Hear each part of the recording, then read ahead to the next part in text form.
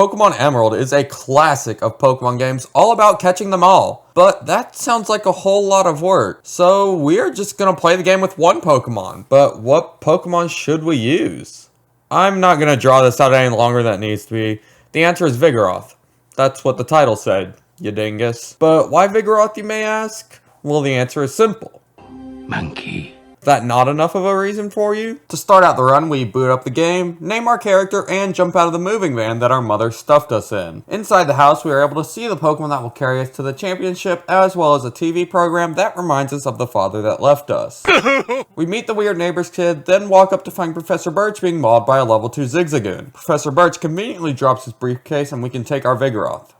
Oh, and I guess we save him while we were here. Professor Birch then thanks us by letting us keep the Pokemon as if I wasn't planning to take it anyways, and name her Monkey. We can now move on to battle our rival, whose Mudkip is dead before even getting a chance to breathe. Then we make our way to see our dad, who cares more about the strange green-haired kid than us, who's apparently named Wally. He then forces us to help him catch Pokemon before being allowed to proceed. We are finally past the tutorial section, and we are able to make our way towards the first gym. Along the way, we defeat a Team Aqua Grunt who is harassing a researcher in the woods. At the gym, we walk in at level 12, but get absolutely curb-stomped by her Geodude. At level 15, I'm feeling confident again, but that was completely unearned as we only are able to get past her first Geodude as the second immediately takes us out. We don't even have another attempt worth mentioning until hitting level 18. We start with focus energy on this one since we're kinda just banking on crits at this point to deal any meaningful damage. Our first Uproar is a crit, but we don't end up critting the second time, allowing Roxanne time to heal. We then try using Scratch to bring it down, and after 3 scratches it does go down. We are then put up against her second Geodude. After a few turns of Uproar, Geodude is almost dead,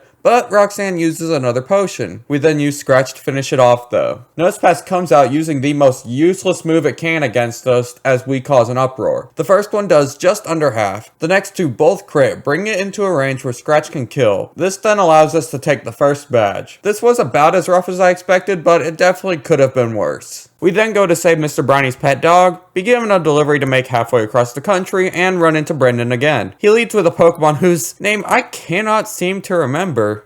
Oh, how forgetful of me. Maybe you can remind me in the comments. That strange Pokemon then goes down in one turn, as does his starter soon after. We then set sail over towards Dewford, where we can challenge the local gym leader, Brawly. He leads with his Machop when we use focus energy for the crits. Little did we know that we would be the one getting crit by a Karate Chop. Next turn, Machop goes down to a single Uproar. Brawly then throws all strategy out the window and attempts to use Focus Punch with his Meta-type while we are locked into Uproar. It goes down after 2 turns, leaving only Makuhita. Makuhita is not around for long though, as a single critical Uproar is the end of this encounter. Moving towards the next gym, we run into Brendan once again. He leads with a Lombre, and we use Bulk Up in its face to set up. This allows her Uproar to one-shot Lombre, forcing out his starter Marshtomp. Marshtomp is still slower than us though, and goes down after 1 turn. And his final Pokemon is this one, who I still can't seem to remember the name of. Well, anyways, it goes down in 1 turn, and we can move on. We walk up towards the 3rd gym, and run into Father's favorite child once again, and he wants to battle. I have no idea how he made it this far though, since all he has is a Ralts that is 1 scratch away from a visit to Nurse Joy, which is exactly the move we use, sending Wally running to the Pokemon Center.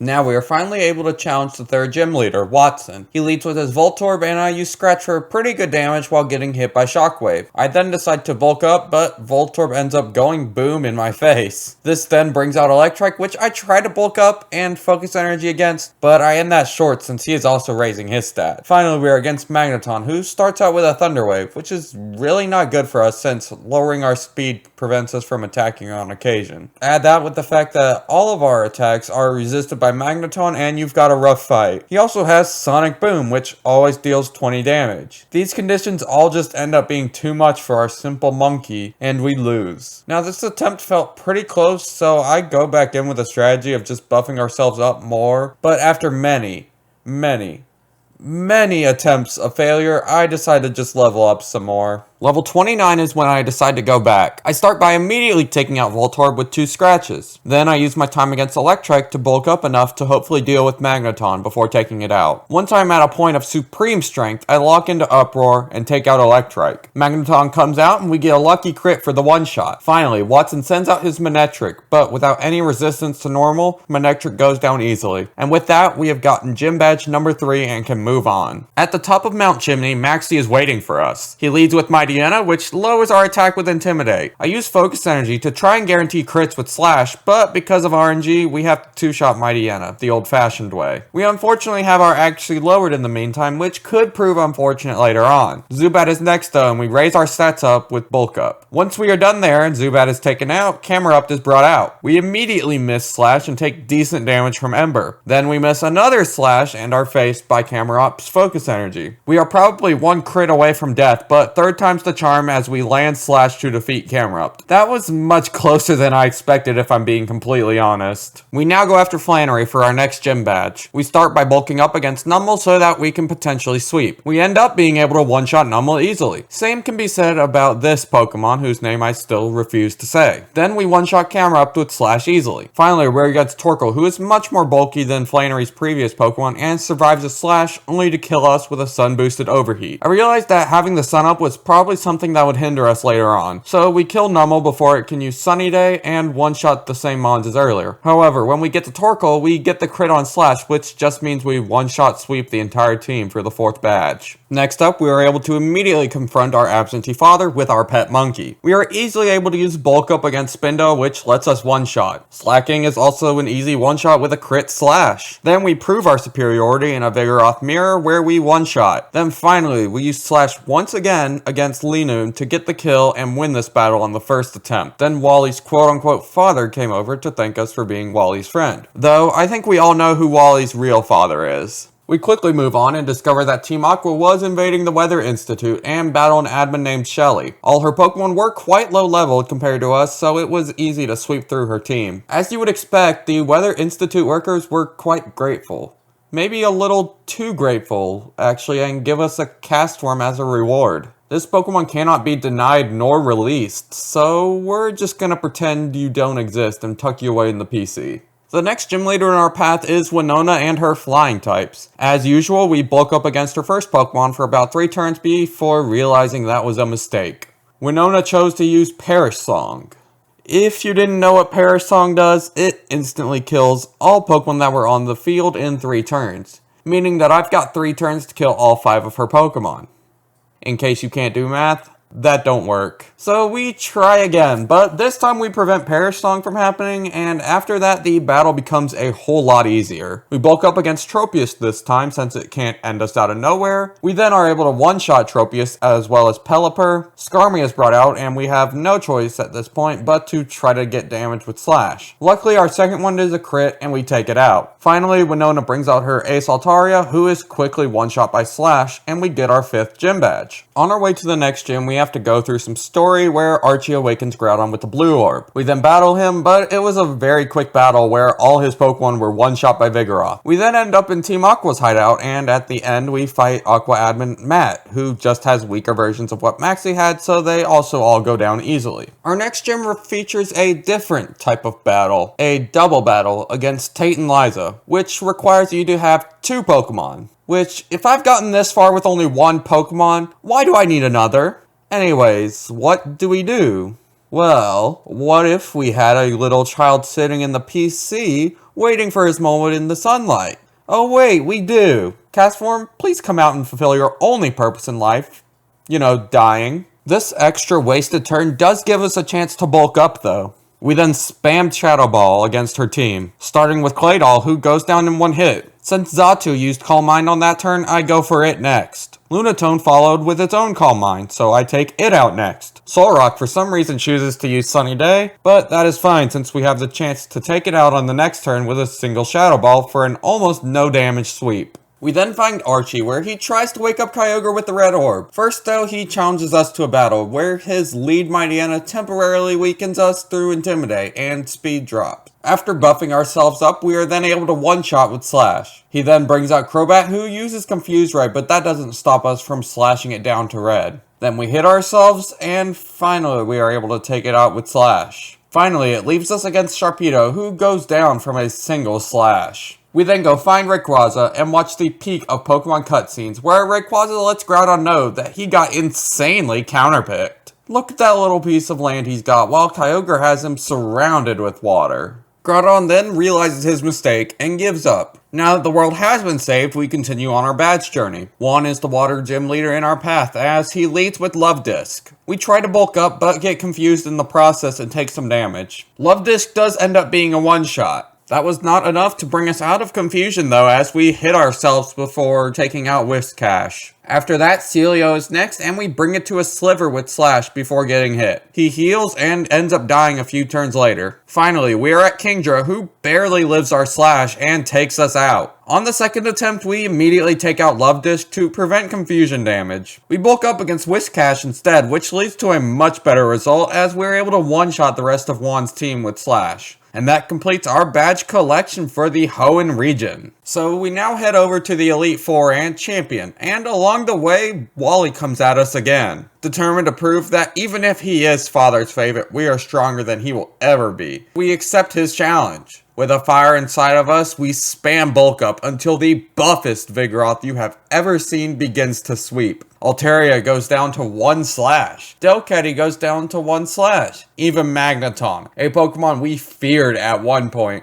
we take out with ease. Roselia goes down to a slash just as others before. Finally, the Gardevoir we helped him catch is brought out, and with everything we have, we take it out with a single Shadow Ball. And with that confidence boost, we can move on to the Elite Four. Before we head in though, let's take a quick look at our stats. We are at level 58 with a pretty good attack and speed stat, which will definitely help us sweep. However, we don't have the best defenses. Physically, we are okay, but we are quite specially frail. And considering almost all the Pokemon in the Elite Four are special, this might raise a problem. I decide that a good strat to keep us up is a classic Resto Chesto set with the moves Bulk Up, Shadow Ball, and Slash to complement it. And with that, our Elite Four run begins. Sydney is the first person in our path who leads with an Intimidate Mightyena. We choose to bulk up for the first few turns whilst taking damage from Crunch. We are now able to one-shot Mightyena, but not before it uses a fatal move, Sand Attack. We then proceed to miss 3 slashes in a row and learn the biggest mistake I have made. We try to use Rest to heal, but for the first time this run, Vigoroth's ability comes into play, Vital Spirit. If you didn't know, Vital Spirit prevents the Pokemon from falling asleep. So this means that Rest is simply a waste of a turn and an entire move slot. This means that we end up losing the battle due to not having enough health. We got pretty far though, so we fix up our moveset and go back in. Once again, Mightyena is first, but hits us with 2 sand attacks, which spells our doom as Crawdon ends up destroying us since we just couldn't hit him. On the third attempt, we had much better luck with accuracy, even though Shift Tree took a while, but we were ultimately able to win the battle. Phoebe is next, but on the first attempt we immediately lose the battle since Dusclops learned how to curse, and I could not contest it. On the second attempt we take it out quickly because he can curse, which ends up working, and from there the battle is smooth sailing. Banette goes down to 1 Earthquake. Sableye goes down after 2? 3?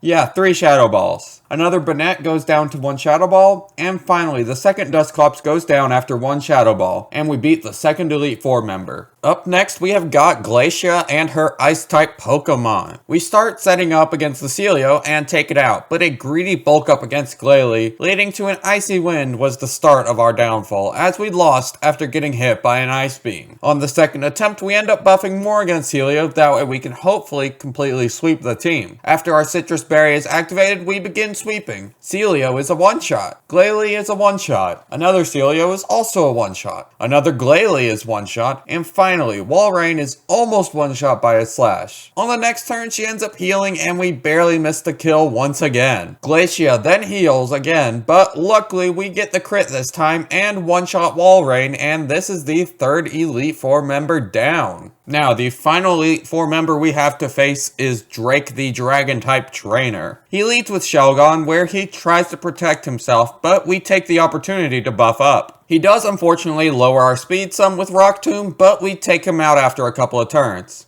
Next up is Altaria, who ends up being faster than us, but still goes down in one turn. Kingdra then comes out and tries to buff up with a little dance, but we prevent that instantly. Flygon goes for Flamethrower for good damage, but goes down from Slash, and as Salamence comes out, it lowers our attack, and the Citrus Berry heals us up. Thank God that it did too, because we were brought down to 14 health from Dragon Claw, and despite the Intimidate drop, we take out Drake's Salamence. And there we have it. That is the Elite Four down. All that we have left is the champion. We walk up and challenge Wallace and his water types. He leads with the mighty Wailord, which we bulk up against while he sets up the rain. We continue to set up while he uses a massive water spout that instantly kills us.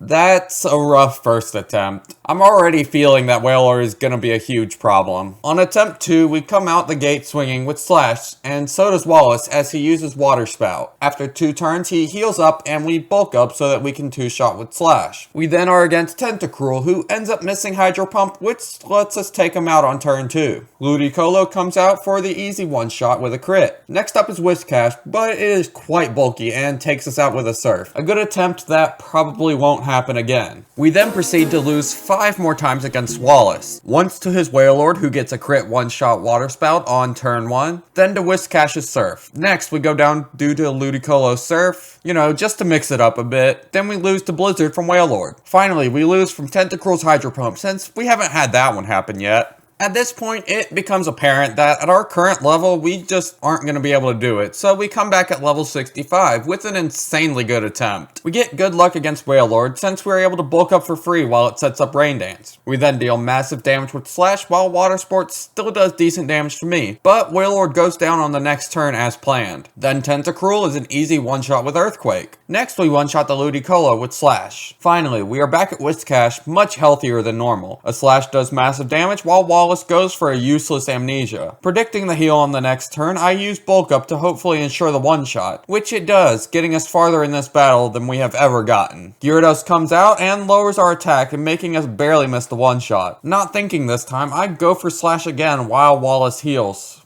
3 times in a row. I had multiple chances to fix my mistake, but I didn't. Finally, we are up against Milotic, but it barely misses the 1-shot and we get finished by a critical hit Surf. If I would have just bulked up against Gyarados, that would have been it. My pride damaged, I run back in head first, but we do not get the same luck as previously exhibited. Gyarados takes us out with Surf, then Tentacruel with Hydro Pump, then Wailord with a crit Water Spout, then a rain boosted Surf from Ludicolo, a turn 1 crit Blizzard from Wailord where I just reset the attempt, then Surf from Whiscash. We then try to give a Lax Incense to bank on misses, but that doesn't work as we lose in new ways this time, because of Toxic plus Double Team spam where we just end up not having enough turns to win. Next attempt, we lose because of a misclicked Earthquake, and then we lose once again due to Toxic. I begin losing patience at this point and go up to level 68, and we lose once again from Hydro Pump. Again, we try at level 70, where we get crit by Tentacruel's Hydro Pump. A second attempt also ends due to Tentacruel's Hydro Pump. Attempt 3 at level 70, we make it to Gyarados, but the attack reduction spills our death. At level 75, we try but end up getting crit not once, but twice by Wailord. But then, we finally have the run. As usual, we start out bulking up against Wailord. We end up taking him out with a decent number of buffs and half our health left. Tentacruel is 1-shot by Slash. Ludicolo is 1-shot by Slash. We then crit 1-shot the Whiscash with Slash. Next up, Gyarados, where we are finally able to 1-shot despite the attack reduction. And finally, we are back at Milotic. We select Slash, praying for the best. And that's what happens. Slash gets a crit and we 1-shot the Milotic for the win. We are then greeted once again by Brendan and Professor Birch, who are impressed at our achievement, but we must leave and officially enter the Hall of Fame with a single Vigoroth. That battle took 22 attempts to win, but we were ultimately able to do it. With an in-game time of 34 hours, this run took a lot less time than expected. The game tries to remind us of all the friends we made, but with having only caught 2 HM slaves, it cycles between our 3 Pokemon. This run was quite a fun one. If there are any Pokemon you would like to see me attempt to run with, or any other challenge you would like to see, let me know down in the comments, and maybe I'll attempt it. If you enjoyed this challenge run, I've got a whole playlist of challenge runs on screen now that you should definitely check out. Anyways, thanks for watching, and I hope to see you in the next one. Peace!